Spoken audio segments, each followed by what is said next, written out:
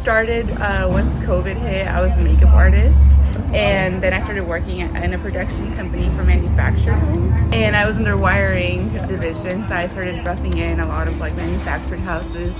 And so my passion ignited from there, and it just kept growing. I wanted to expand more and learn more, and I like seeked out the apprenticeship, and here I am today.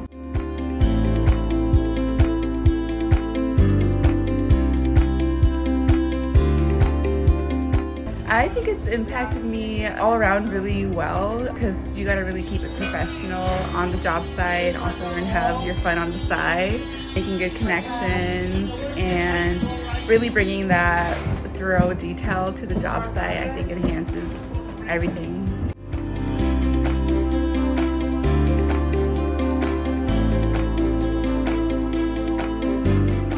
I think the most rewarding part is watching my brain work through so many problems and seeing the devices come to life. It's honestly really insane to me how we can start from nothing with no material to a whole house being wired or our heat pumps working at the end of the day. So I think that's really cool.